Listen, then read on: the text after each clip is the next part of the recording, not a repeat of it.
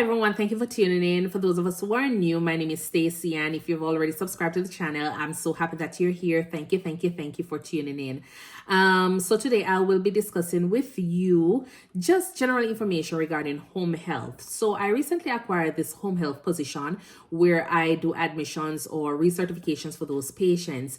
And for some strange reason, it's not a bad side gig. I started this job because I'm trying to get some experience in home health, hospice itself. So that way, by the time I'm finished, I will be able to function in the capacity as a nurse practitioner because I would have had some experience working in home health, understanding the process, understanding policies related to home health management. So I started this little side gig. I did my first few admissions the other day and they went well. I did a video, but the quality of the video wasn't so good. So today I'm just gonna be going through some of the things about home health that probably persons are not aware of. So doing the home health admissions, it's something that I do as needed. It's not my full-time job. I do have a full-time emergency room job. And so on my days off or off days, I will tend to go ahead and get some admissions or recertifications done. Mostly admissions so far. And the one thing about it is that home health is very flexible. It gives you a lot of time to do other things. So for example, you're a single mom, at least you'll be able to get a chance to do your drop off and pick up or attend in a little meeting for your child, or so if your child is in school. But it gives you some form of flexibility if you're doing it PRN. I'm not so sure if you have that much flexibility when you're doing it full time, but I would think so, because at the end of the day, you still can make your own schedule, see your patients on your own time, and then you go home and do your notes if it's something that you want to do when you're home. For me, I go in and see those patients and I will do the evaluation. It takes probably 1 hour. My first evaluation or admission, it took me 2 hours. And then I decided to go home and go through the platform and complete the documentation. The admissions are mostly regarding paper signing, consents, telling the patients about what to expect, the plan of care, and just verification of certain things like their insurance, their Medicaid information and all. But it has a lot of paperwork that I have to do with the patients during that time period, assess the patient, the home environment, and ensure that they meet the criteria for home care. And so as you go along doing it, sometimes the process of the admission can take a little bit lesser because you realize or you're familiar with the questions that you'll be asking. On the day that you see them, you'll need to have them sign some paperwork for consents and all. And as you get along, you'll realize that the process, it becomes like shorter because now you're more familiar with what to expect. With home health, it doesn't pay that much, but if you're doing the admissions, a lot of registered nurses, they tend to only do admissions because one admission will pay probably like say $125 to $150, and you'll probably spend 1 hour with the patient. So just look at it to say you're making $150 for 1 hour, for just doing some paperwork. And this is just something that I can do on the side, get my practice with it, so that way I can have at least some experience.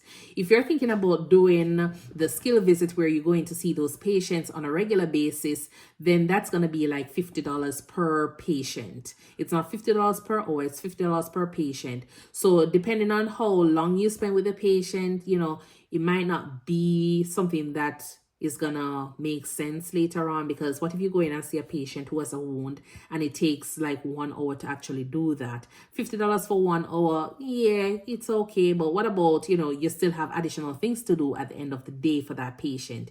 No, $50 per that patient doesn't make any sense for me. And so you'll find persons just sticking with the admissions, recertifications, because those you make a little bit more money because you spend a longer time with the patient getting those done. When I talk about recertification means that, so for example, the patient is already a part of the home health facility, then something comes up and they have to get transferred to the inpatient setting at the hospital, the emergency room, to be admitted. And then once they're discharged, they're coming back to the home health facility. Then you'll do a recertification because it's not going to be a new admission. You'll just be doing some evaluation of, an addition of whatever plans that the discharge plan entails and adding it to the inpatient, to the record for the home health. Admission is whenever the patient is coming in for the first time to the facility. And so you realize that one will cost you probably like say, those will pay you about $150 because that admission is going to take a little bit longer versus a recertification that can pay probably like say $125 because you're not doing a full admission, because a lot of the patient's information would have already been in the system because the patient is an existing patient to that home health agency. The good thing about it is that you get the option to choose whether or not you want to stay with the patient after admission or you just want to do admissions only. My company only allows me to do admissions because that's what I want to do. I don't want to be following a patient like every week for the next 1 to 2 months or 3 months, where I have to see those patients. And what that also does is it limits me to see more admissions. So if they have more patients to see during the week, it limits me because then I'm thinking that I have 5 patients to see on a Monday, 5 patients to see on a Tuesday because of all the skill visits that you're going to have to do during the week.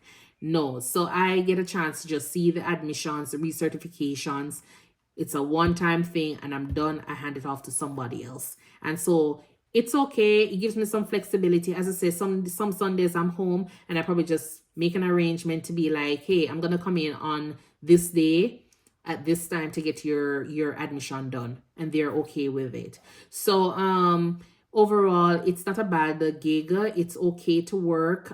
If you're looking for a lot of money to make from home health, it's not going to be something that you'll be getting in that area, because you get pay per patient, not pay per hour. And that's just something to consider. If you're going to do home health visits at different companies, then that might work out in your favor, because if one company says that they have 3 admissions for you to do on a Monday, and then another company says that they have 3 admissions to do on a Monday, and you can do all 6 of those on one day, you're looking at almost $700 per day. So depending on how you're looking at it, you can make money with it if you're gonna be smart about it. But if you're gonna be like, oh well, I'm just gonna keep this patient because I already know the patient and have like a lazy mentality, I'm just saying, then you won't make any money, because the only way you'll be keeping those patients is because you already familiar with them. But at the same time, I think probably when you're full-time, probably that's something that the expectation is you're gonna have to keep some of those patients, because you're not gonna have so many persons available to just be doing admissions only. There must be a balance between the amount of admissions and the skill visits that you have to do as a full-time nurse in comparison to being PRN or per diem, where you just pick up shifts as needed when as needed. So basically, per diem would be more specific for your admissions, your recertifications, and then your skilled nursing. Those persons who are full-time will definitely have to pick up a lot of those shifts because you're a full-time nurse. But as I go along, I will tell you a little bit more about it. If you have any questions, feel free to leave them below. And please remember to like, share, subscribe to the channel for more. Thank you for tuning in. Bye.